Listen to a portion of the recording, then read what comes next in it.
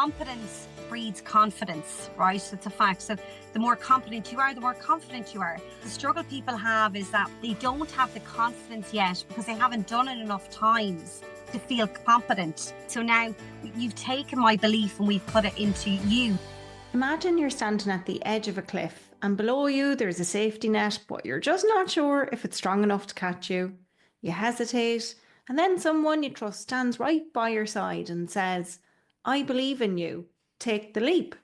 That moment when you borrow someone else's belief in you is often the turning point between staying stuck and soaring to absolute freaking greatness. Welcome back to the Master Your Business podcast. I'm Deirdre Martin, a triple certified award-winning international best-selling author dedicated to helping entrepreneurs hit their first 100k or their first million. Today we have a powerhouse guest who's going to change the way you think about belief, confidence and success. Louise Lally is an expert in leadership, customer experience and mindset, and she delivered an incredible TEDx talk on the power of borrowed belief. In this episode, Louise shares how borrowing belief from others helped her transform from a struggling young single mother into a sought-after business leader. She reveals the psychology behind belief cycles, why confidence isn't something you're born with, and how you can build a culture of belief in your own business to elevate your team and yourself to new heights. If you've ever doubted yourself, hesitated on a big decision, or felt like success was just out of reach, this conversation will give you the push that you need, because sometimes you don't need to believe in yourself. You just need to borrow belief from someone else until you do. Louise, welcome to the Master Your Business podcast. So thrilled to have you on the show today. Thank you so much for having me, Deirdre. I'm super pumped. I can't wait to chat more. And the podcast's fantastic, so check it out, guys. But I'm really excited to be here. Thanks. Cool. Well, listen, I brought you on specifically because I saw you did a TEDx talk and the topic was on the power of borrowed belief. So will you please do me a favor and share the story behind, first off, what led you to that idea? It's actually a very interesting one, Deirdre. I suppose a TEDx talk only covers a certain portion of it, right? Borrowed belief, if I could maybe give context to it, it's probably a thread that has consistently shown up in my life, both personally and professionally. And I think anyone that's worked in companies, big companies, small companies, you don't leave your personality at the door, you know. And there's a really famous Brené Brown saying, "Who you are is how you lead." That to me rings home so true, because my borrowed belief talk, it's very much around how Louise grew into being, you know, not saying I'm anything fantastic, Deirdre, you know, but as in how I grew in my career to where I am today. And where it came from, I suppose, Deirdre, was many years ago. I was 19. I was a single parent. I had my son at 19. I was on my own. Probably I was really lost back then, Deirdre. I didn't have a career really. I'd gone in and out of retail jobs. I had done a bit of hairdressing. I'd done, you name it. I'd gone and done it, right? But I hadn't figured out what I wanted, and I didn't know what I would be good at. And I think some people in life that, you know, they kind of have these moments where they're exposed to stuff and they figured out, whereas I never had that, right? So had my son quite young. I ended up taking up a role in Marks and Spencer's initially, and then next opened in Galway. And they opened the store at the time, it was 2007. And when they opened that store in Galway, it was near where I lived at the time. I went and I was only working 20 hours a week, Deirdre. I didn't really know what I was going to do. I wanted to get out of the house. I felt that I was very kind of isolated because I was a single parent and I was really struggling with being at home all the time. Really, I suppose it gave me a bit of purpose and a bit of meaning at a time where I didn't really have much. And went into there, I didn't really know, you know, where I was going to go. I'd say I lacked a lot of confidence and belief in myself. And when I was in that role, Deirdre, what really changed life-wise for me and the trajectory was there was a manager in there called Patricia, and she took me under her wing And at the time, nobody knew what mentoring or coaching was. 2007, nobody was talking about it, okay? They might have been doing it, but they weren't really saying it, right? So she took me under her wing. I was working so hard, and she would come to me and give me advice. Why don't you do this? A supervisor role came up, and she was egging me on to go for it. And I said, but I'm not a manager. I'm not, like, no one's going to take me serious. Like, I can't imagine myself. I'm one of the lads. I'm one of the team. Like, I don't see myself being an authoritarian. And she said, you don't have to be that person, Louise, to be a leader. And back in the day in retail, anyone that worked in this sector in early 2000s, Deirdre, it was very much a fear-based management role. And I never was like that. I was always a person that was laughing and joking and getting on with people. And it's just who I am as a person. And I felt I didn't really fit that bill. And I remember she said to me, you don't have to be that way, though. You can be a leader without that. And I said, I don't really like the whole thing of title and respect. I think you naturally become a leader because people like who you are and how you show up, Deirdre. And I had that ability and potential that she's seen, but I couldn't see it in myself, right? She kind of encouraged me to go for the interview. I got the role, and I was absolutely bricking it because I was now managing people that I was working with at the same level. Like, this is really scary to me because, like, I don't want to tell these people who started at the same time as me in my role what to do. It's a bit demeaning. So it was a huge learning curve, Deirdre, because she gave me a lot of advice where I was going, I can't really have that conversation. But she's like, Louise, you're not performing. And I go, yeah, but it's really awkward. And I don't want there to be weirdness between us. And she would pull me aside and she kind of role played out and she go, okay, what are you worried about? And I go, oh, I'm worried they're going to say something back. I'm worried there's going to be animosity. I'm worried. And she'd spitball it out with me. And she really helped me understand where my fear was. We talk it out. I talk about then how I would approach it if they did react that way. She really believed in me, right? And I mean, really believed in my potential. There was times where I was like, Jesus, it was tough at times. I had a few tough people through the years in that role. And she was always there and she had my back. And she really showed me that even though I couldn't see it in myself, she could see it in me. And she led me to believe in myself through the belief she had in me. And that's kind of where it started, Deirdre. And the knock-on ripple effect of that was that I learned how to be that type of leader from her. And that then brought me on in my life. But I then went on to meet other people that done the same back to me. So I went to college, I had someone do it for me. So I realized through trying to figure out what the heck I was going to talk about on TEDx, because I didn't really know what was good enough for the TED people, right? Because you're kind of a bit of imposters coming in here going, geez, I'm not one of these TED people. I wouldn't say I'm an academic. I would be very much a people focused person. You learn by doing in retail. So I very much get stuck in. But I sat back and I thought about, right, what message would I give my son? He's nearly 18, right? What message would I give him if he was going into the working world of retail again? And that would be to believe in others, if they don't believe in themselves, and to give them that. Because I think a lot of us have so much untapped potential, but we just get in our own way and we don't realize it. And I think if someone can do that for someone else, it's the most wonderful gift that you can ever give to someone, because you don't realize what's going on with them at home, or you don't realize what's going on with them in their head, or what their beliefs are, or any of that. But if you simply just say, I think you're brilliant, I actually think you're amazing, I think you're well able to do that, and you see them light up, you see their shoulders drop, you see them walking with a bit of pep in their step, and you go, that's just words, that's just something simple as saying that to a person. And I think if we really, if people really just done more of that in the workplace, Deirdre, I think there'd be a lot more happier people out there. Oh my God. So that's so powerful, all of it. And so much of it actually resonates with me as well, Louise. And Yeah. I had an example of that myself recently in my Yeah. business in the last few months. Actually, it was Mm. in 2024 where I was doing a masterclass a day, but my hormones were all over the place. Yeah. And I was after having a row at home with my husband. I hope he's not listening to this because he'd be mortified if he thought anybody thought that we ever have a row, but we do, we're human. And I did not sleep a wink the night before. And I was so upset the next morning when I woke up and I was like, oh my God, I have this masterclass today. I'm not feeling it. I feel shit.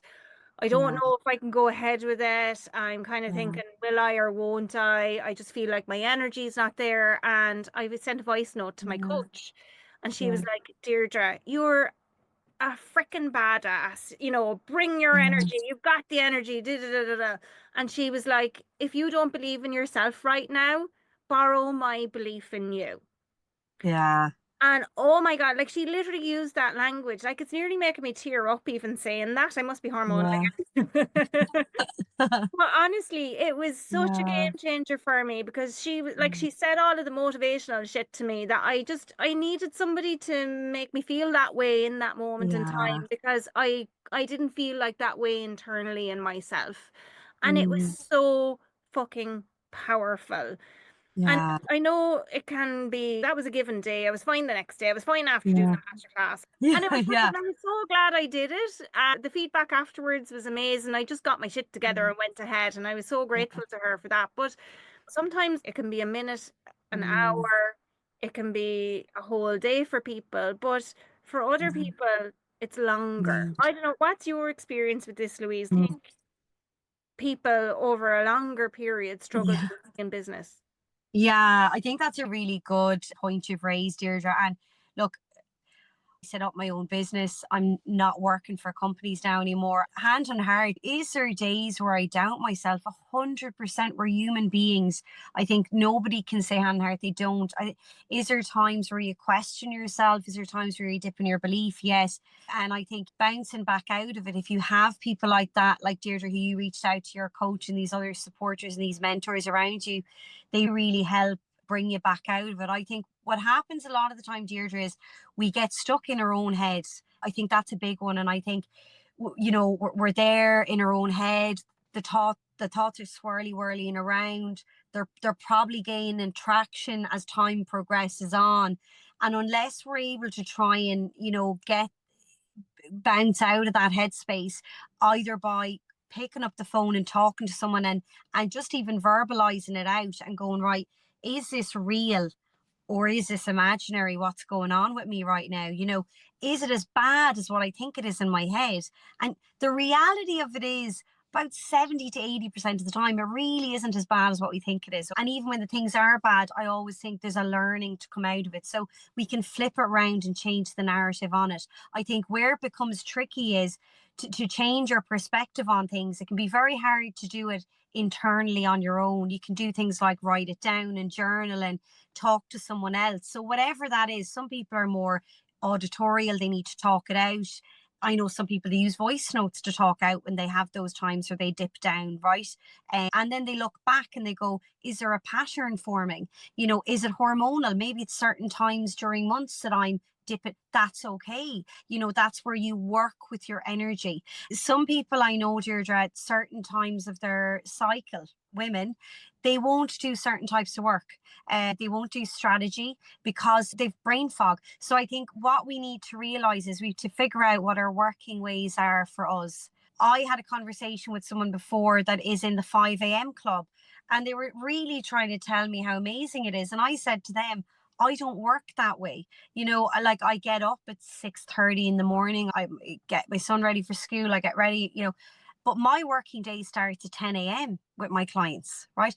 I've chosen that working way. Some people start at 7 a.m., some people start at 6 a.m. Again, my most creative work is in the evening, right? And some people would go, oh, but you need to be getting up at 5 a.m. And I think sometimes we try and fit the mold of what other people's vision of success is. There's people that are successful out there that don't get out of bed till 11 o'clock. Right? Like we're all very different. And I think sometimes where the kind of questioning ourselves and our beliefs and kind of are we good enough stuff comes into our head is when we're feeling we have to fit some sort of a mold. That mold could be society. That mold could be this is how a successful business person should be. This is it.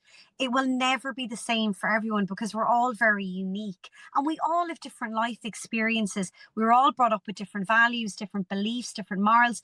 We're all brought up with different people around us. So we have to come to the table and realize that we have to figure out what works best for Louise mightn't be what works best for Deirdre.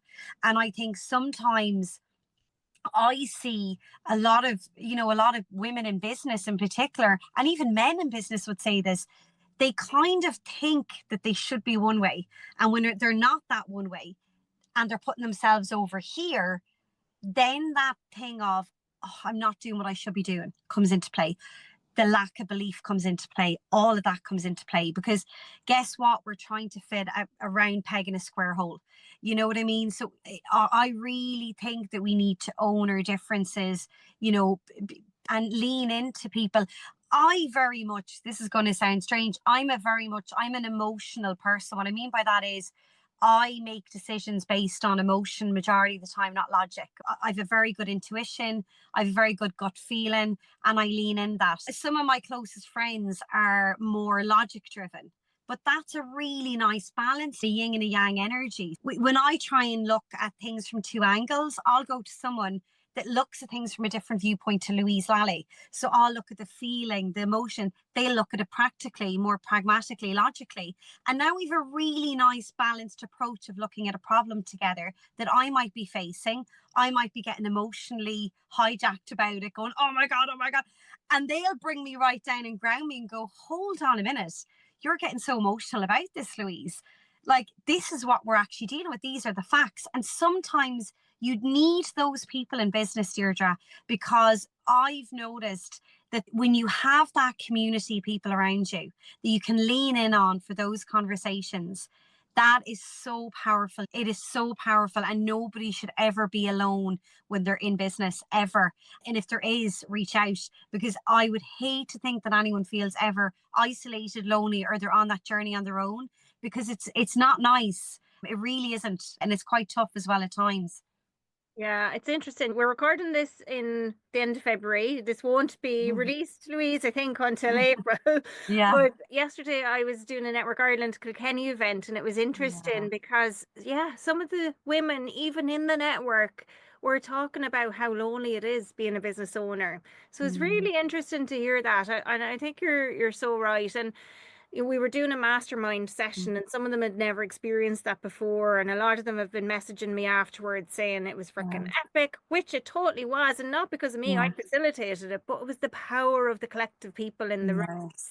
And what was so interesting was, Mm, some of the belief that people had in others that they couldn't see in themselves. And that's just from yeah. networking that they see that. It was so Yeah. powerful. But what I'm curious to know as well, Yeah. Louise, in terms of belief, is Yeah. there any psychology or science behind how it works? Yeah, so there was a study done. It's the Pygmalion study. So it's because I researched for the TED talk. So it's like a belief cycle, Deirdre, that they done research on, that they done studies on, scientific research. And what came out of that Pygmalion kind of study was the Pygmalion effect, I think it is called. I'll send it over so the guys can maybe look it up. The way I'm pronounced it might be a little bit wrong, but I think it's something along those lines. But it's basically a cycle of when someone believes in you, that basically that belief is a motivating factor. So we talk about different intrinsic, extrinsic. So when someone believes in you, there's a motivational factor. There's a belief that's actually seeped in that actually motivates you on to do something you haven't done before. That cycle then creates a concrete experience. So now we've created the real-time experience. So it's solidified the belief. So once you do the action, now the belief is an action. So it's real. Up until that point, we haven't realized it because we haven't taken the action to see the proof. So, the way we talk about mindset a lot, the struggle people have with mindset and thinking into results and thinking about things that haven't happened yet or manifestation is we can't see it. So competence breeds confidence, right? So it's a fact. So the more competent you are, the more confident you are. And I think the struggle people have is that with belief and believing in themselves is that they don't have the confidence yet because they haven't done it enough times to feel competent in order to bring up the confidence levels. Okay. If we look at that belief effect, right? So we're now believing you, we're going to get you to take that action, Deirdre. Now you're going to take the action. Now we've solidified that by an action. So we've said, it's real now. You've thought you didn't think it was. So now you've taken my belief and we've put it into you. You now have that belief in yourself. And I think where it's really powerful is when you continue that with other people. So it's, Louise believes in Deirdre. Deirdre now goes on and believes in someone else. And now we have almost like a belief culture within the business whereby people are actually leaning into one another and borrowing that belief from another. It could be a day, it could be a week, it could be a little bit longer, but we're figuring out that it's like an asset. We can lean into it and we can borrow it whenever we feel we need it. But there is science behind it. It does motivate people. It does bring people on to that realization piece. And obviously there has to be contributing factors. So for someone to believe in you, there has to be a level of trust. There has to be a bit of a relationship there for that to come to fruition. But I think it's definitely something that we all can foster within each other. And I think you said it earlier as well, with people you're talking to. A lot of the time I find when I talk to people, a lot of the lack of belief, I don't go in and think that I'm going to fix people by having talks with them overnight. So it could be limiting beliefs with your family. It could be limiting beliefs with your partner, with your friends. You don't know where it's coming from. So I just think if you can give someone that belief, it's not that we're saying we're going to be able to fix all of their limiting beliefs. We're just saying, why don't you just believe in me a little bit? Have faith in me and that I really think you can do this, and give them that encouragement, that motivation to actually inspire them to take that action that they can move forward in. And then they can actually go and do it. And that's when they go, oh my God, I didn't think it. And then you're causing this cause and effect thing where it's going to motivate them to probably do a lot more than what they thought they had the potential to do. And I think that's where it is. We don't realize sometimes that people have potential. And it's, I suppose retail is a sector where it was known for, oh God, when are you going to get a real job? You know what I mean? Or you don't work in a bank, you don't work as an accountant, you know, these corporate roles, you're in a shop. Like, when are you going to get and we used to get this a lot, you know, people that worked in the sector. And I used to say, we're literally counselors, we're marketers, we're brand ambassadors. We're doing so many different things. We're working with buying, we're working with finance, we're working with, and you're wearing so many hats in running a store. It could be 5 million, it could be 8 million turnover, and you're responsible for the P&L accounts, for the payroll. You've such an amount of stuff. And I think that sector that I'm part of, Deirdre, I would say more than any, retail and hospitality, they really need people to go in and tell them that I believe you're more than what you think is just a job.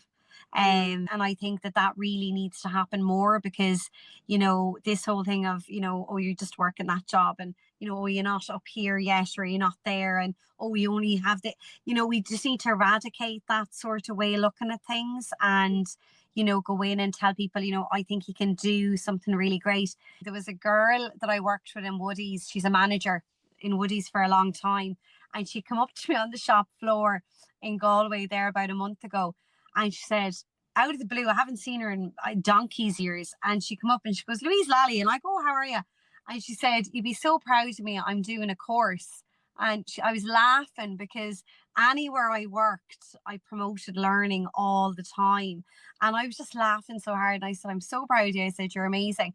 But I encouraged people to always go for more and more and more, because you could see the change in them. It was empowering them to kind of see, you know, you don't just have to do this. You can do whatever you want to do. It's limitless, you know? So, yeah. That's so cool. She came up to you and I obviously know, remembered you it was after all lovely. that time. And what do you think, Louise? Are some people more receptive to borrowing belief than others, or do you think we're all the same? Really good question. I think if it's someone, you have to have some sort of a rapport with them. I met a stranger, like I said at my TED talk, that I sat down with, and that was a really bizarre story what happened with him. And then he met him at this random event, and he told me that his whole life had changed, and that was a real eye-opener. If people want to see the full story, they can check out the TEDx talk. It's a bit of a story to it.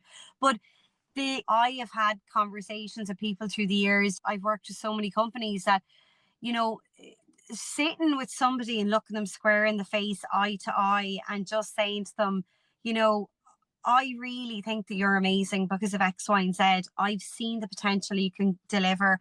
I've seen the way you talk, you hold a room, you're absolutely fantastic. You can see it, you can really feel it off them. I don't think it matters who it is, everyone. And it depends on what the person wants to do with that. But I think why not just do it for them anyways and show that level of kindness and compassion?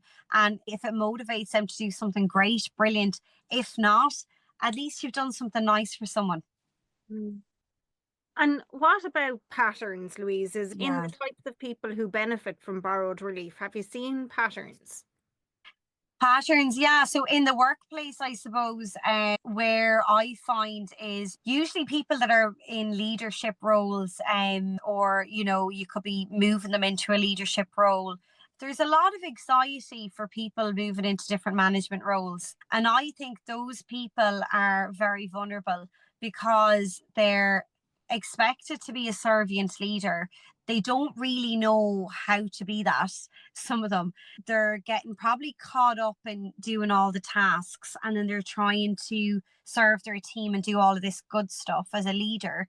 And I find those sorts of people, especially in management roles, need that at the beginning, because if you want to set that standard across any team, if you have a new manager going into a role, Deirdre, where you're showing them that then trickles down with the rest of the team. So the new manager is going in, if you're succession planning or even an everyday thing, like I would have, anyone that would have worked with me, I think it's how you show up in the world. I would have always believed in people. It's positive psychology. You know, there's a lot behind it. Seligman talks about positive psychology, catch people doing the right things, Deirdre. I think it's really important to do that. I think there used to be a focus on performance management was seen as such a negative, and, you know, you performance manage people and you do this and you do that. And I'm going, but that's when it's, you know, if you're getting to that point, then you're managing a bad behavior. Like, what have you done about the good behavior? You know, so I really think reinforcing that through believing in people. And, you know, there's so many studies on that with adults and children, where if you reinforce the good, you will see a massive change in that. So going back to what you're saying, I think that seeing that pattern with borrowed belief, I think the pattern would be is that we're reactive at times to staff or to people or to issues. Pattern as an individual is different as a leader or as a group. So a pattern as an individual, maybe you're working with a coach. I know you mentioned a coach, Deirdre. You'll pick up on patterns if you're working with a coach closely. If you journal a lot, you'll pick up on patterns. And I think that's where you really need to have a good mentor, a good coach, Deirdre, that can guide you through that borrowed belief, because I really think you should have someone there on your side, that person that's going to cheerlead you on, champion you on the sidelines. I think we all need that in the workplace. You know, if you're in a team or if you're working as a sole trader or an entrepreneur, you need to have someone there that is saying it's okay, you know, Louise, that you're feeling this way, that you didn't get that contract or you didn't win that tender. That's okay. That's not a reflection of you as a person. Don't take it personally. I think because when you're in a service-based business, what can happen is we can take not getting something personal, right? Because we're emotionally tied to the business. And that's where borrowed belief comes in, because I know anytime I've needed to borrow belief is when I was in those situations, is where I maybe didn't. It's usually when you're challenged that you need to borrow the belief, right? So we're seeing that when we're coming up against challenges and we're like, I don't know how to deal with this. Like, I put in this costing, I'm not hearing back from the client, they're ghosting me. You know, we're thinking in our head, why aren't they coming back to me? And we're, oh, will I go back with a different offer? Oh, will I do this? And we're kind of in that panic mode. And it's like you reach out to that coach you have or that mentor and you're like, I'm absolutely having a bloody meltdown here. I haven't heard back. I've reached out. I'm not getting. And you just need them to come back and go, it's okay. If they don't want to go with you, then they weren't the right fit and you need to let go. And you just need someone to, you know, say that to you. I believe your offer is amazing. I believe you offer value to your clients. So, you know, believe that you're a value, you know, you're a value. And if people don't want that, that's okay. They weren't your client or your customer anyway. So I think that's where it really comes in, is those challenging moments where we lean into that borrowed belief. And Louise, what would you say to someone who struggles to accept it, who struggles to accept that encouragement or belief from others? because I know, like, I've been in those situations as well. Like, my business bestie is there. I met her for lunch today, as it happens, before I came to the recording studio, and we were chatting, you know, and I'm helping her with her business, and I totally freaking believe in her. And she's like, "Oh, I don't want to do this," and like I'm helping kind of coach her through it.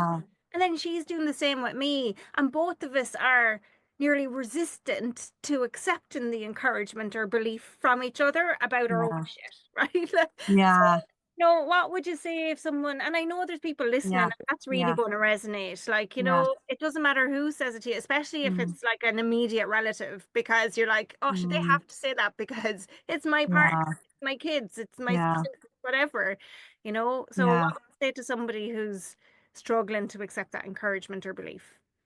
Yeah, so if they're struggling to accept it, I think when you feel stuck, in my opinion, I'll give you I have a coach, okay, and I have definitely gone up and down with this. I am by no means perfect at all, and I've no problem saying that. I've had a lot of failures.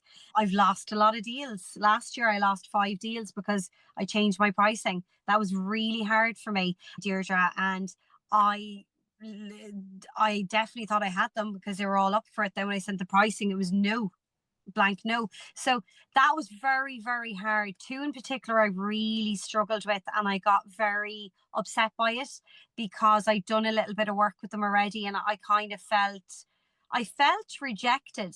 Okay.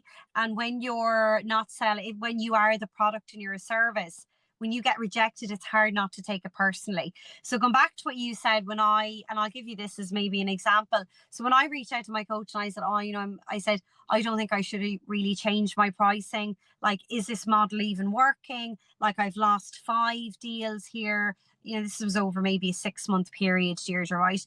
But still, I was really disheartened by it. And I said, you know, I said to my coach, I said, it's easy for you to say.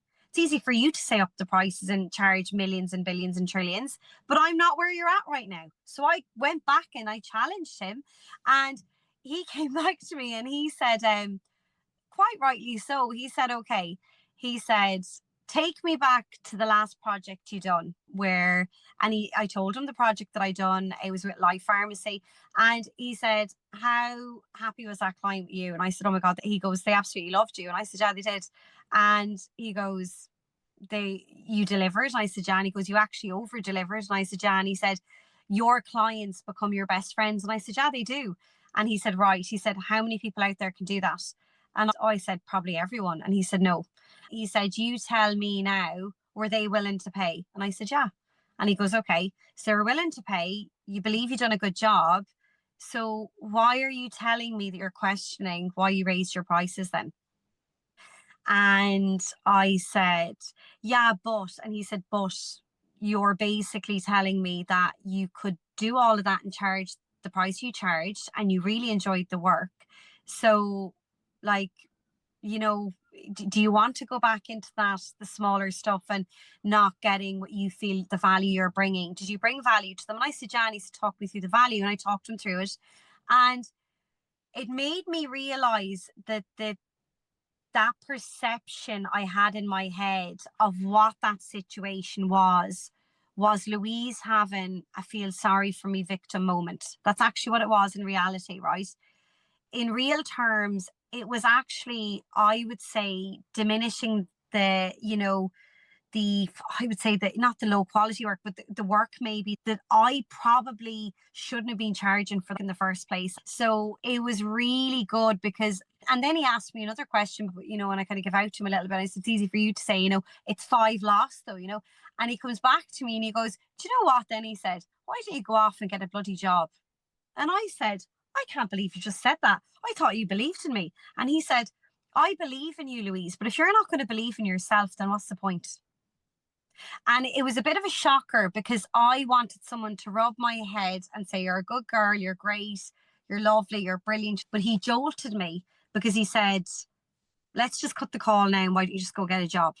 I gasped because I said, I can't believe. And to be honest, I came off that call and I felt whingy Louise, as I like to call her, felt like, oh, you hurt my feelings a little bit, right? After about a few hours, he texted me and he said, you know, I did need to say that to you.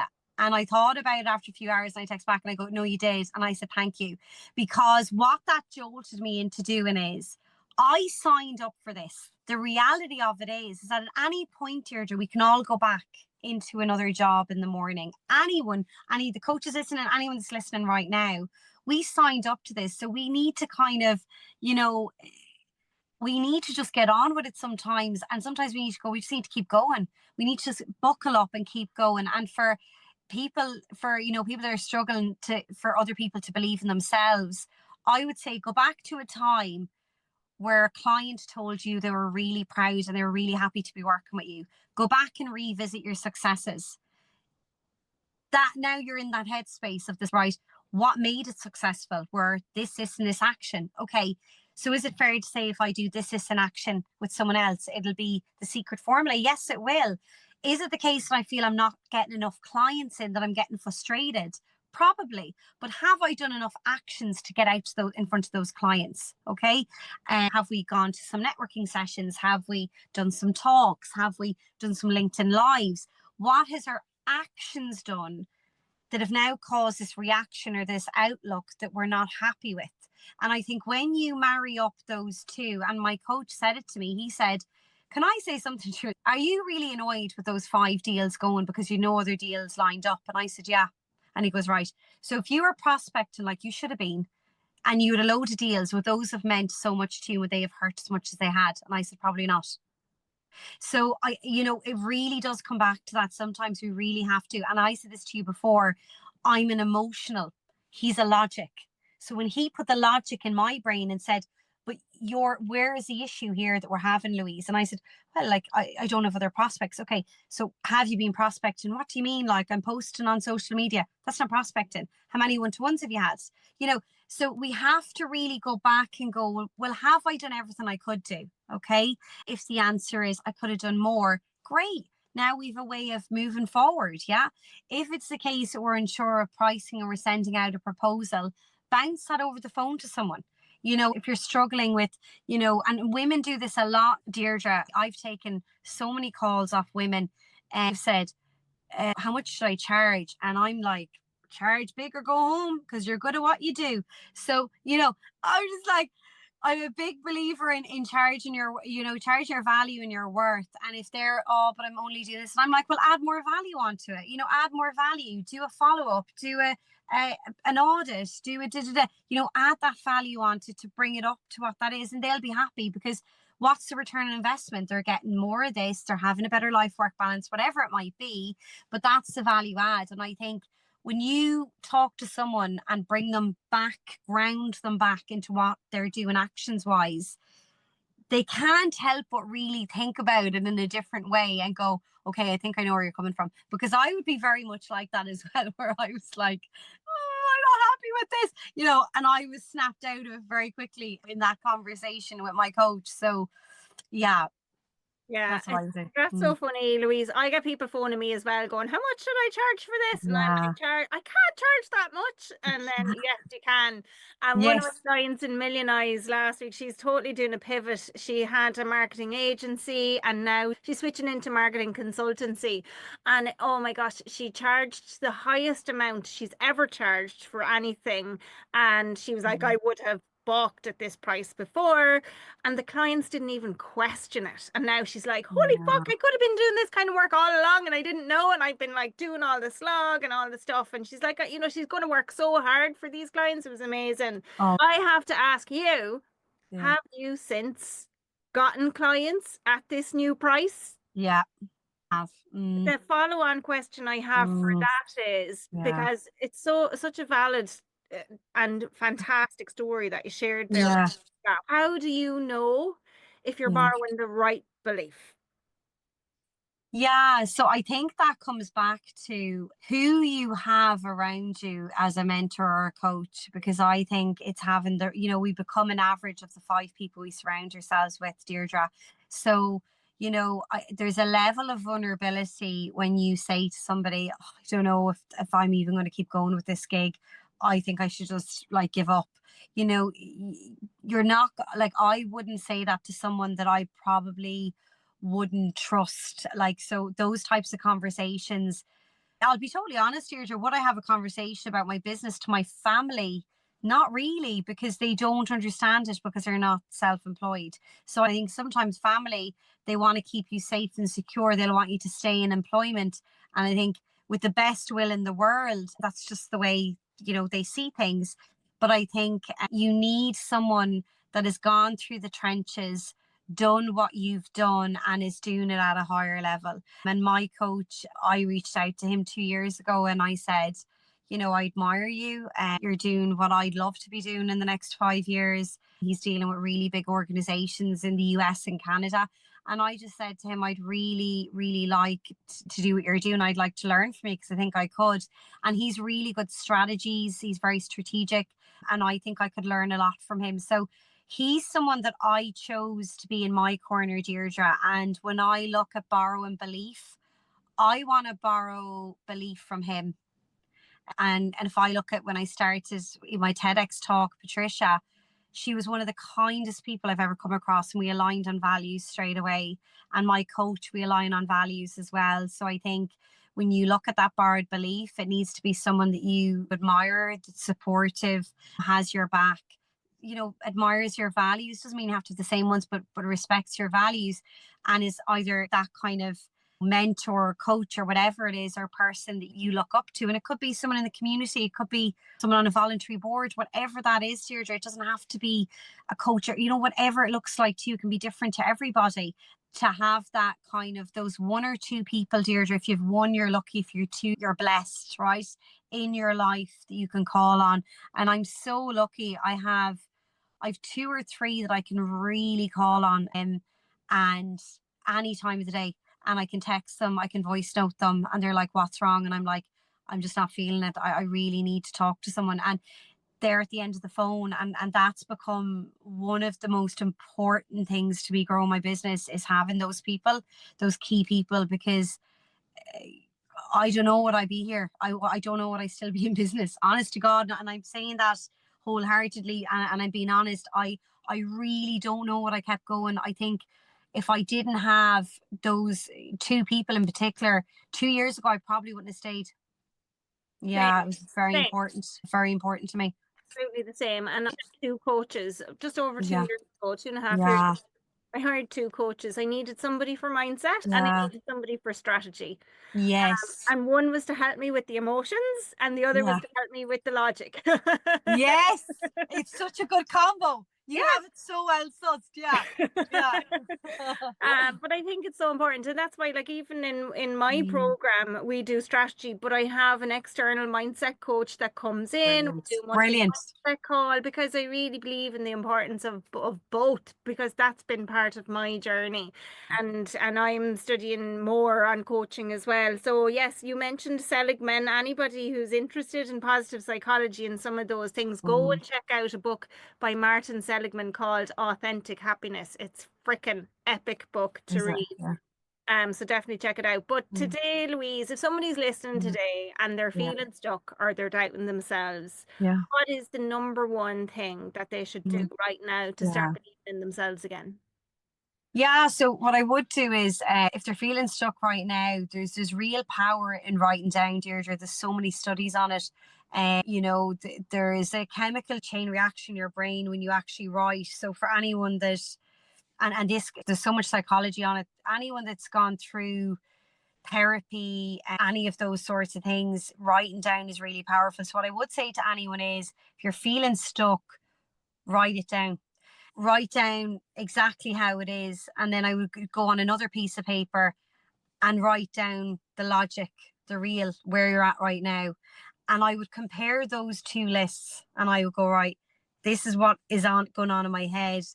And this is actually the real picture here. So imagine the other side of the piece of paper that you're writing down is, as if you're in a law of court. This is factual, what's going on. Imagine you're writing a letter to a court or something. This is actually, so writing the third party on the other piece of paper. So write as if you don't know Deirdre, you don't know Louise. So I've written down as Louise, I'm feeling not good. I'm waiting for this client to back. I'm just feeling really lousy today. And then on the other piece of paper go, Louise is feeling upset because, and write down the facts. What that does is, for anyone, it gives you a bit of perspective and context where you're coming out of that problem and you're looking down on it like a third person. And that's again to get you to understand, have self-awareness. I'm feeling this way because this thought is creating the feeling that's giving me where I am right now. So if someone is feeling stuck, if they're over procrastinating and they're struggling to make a decision, if they're writing down on paper, maybe they're getting stressed and they're not having movement because of that. But they need to understand where the thought is coming from to have them at the point now where they're feeling stuck. And the only way you're going to get context to that is by writing down what is actually going on. Because even with coaching, even with all of that, you need to have a level of self-reflection and awareness of yourself. And the more you become aware of your own emotions, thoughts, and feelings, the more you can master them. And to get to that point of mastery, you have to reflect. You have to write down where it's coming from. Because is it the case that it's coming up because you're worried about the pricing or whatever that is? Well, now we've a tangible, we know what we need. Maybe we need to talk to someone about pricing. Maybe you need to talk to 2 people or whatever it is, or maybe it's something else. So I would start writing it down, get context of the problem. Is it the case that it is a problem? Is there something personal going on in your life that you're bringing into your work that now you're becoming unproductive and you're getting frustrated and you're feeling stuck? But if you write that down, you're going, well, is this really the problem, or is the problem over here? So I think that's a good starting point for anyone, Deirdre. And reaching out to someone else and talking to them, I think, is really important as well. Don't be on your own, stuck in your own head, because that can be a prison in itself. Powerful advice and a totally powerful conversation, Louise. Tell me, where can people go to learn more from you and continue this conversation, or where will they find the TEDx talk? So if they Google Louise Lally, Galway TEDx, Power of Borrowed Belief. Louise Lally, I'm on LinkedIn quite a lot. I love LinkedIn. I'm on every social handle, Louise Lally Training. I'm on Instagram, I'm on YouTube, I'm on TikTok, I'm on Twitter, I'm on everything you can think of. I mightn't be as active on all of them, but yeah, Louise Lally, just find me on LinkedIn. You can reach out to me. I'm very approachable. I respond to people as fast as I can, but yeah, that's where you can find me. Louise, thank you. Definitely go and check her out, folks. Pleasure having you on the show. Thank you, Louise. Thanks a million. Bye, guys. Well, frickin' hell, folks. If you're not feeling empowered after that conversation, go back and listen again, because Louise dropped incredible gold. Okay, I'm going to quickly recap on some of the most powerful takeaways in my loads of notes I've got here. Number 1, borrowed belief is a total frickin' game changer. So surround yourself with people who see your potential even when you don't. Number 2, confidence is built through action. You don't wait to feel ready. You take the leap and gain confidence through doing. And number 3, your environment matters, probably way more than you realize. The people around you can either lift you up or keep you stuck, so choose wisely. Now, here's your weekly challenge, should you choose to accept it. Think about who can you borrow belief from today. Maybe it's a mentor, a coach, or even a friend who sees your brilliance. And if you're in a position to give, who can you lift up? Make sure to connect with Louise. Find her TEDx talk by searching Louise Lally TEDx Borrowed Belief and follow her on LinkedIn or Instagram at Louise Lally Training. And before you go, if this episode resonated with you, don't keep it to yourself. Share it with someone who needs to hear this, and take a moment to rate, review, and follow the Master Your Business podcast wherever you're listening today. It helps us reach and empower more entrepreneurs like you. That's it for today. Go out there, borrow belief until you believe in yourself, and until next time, keep mastering your business.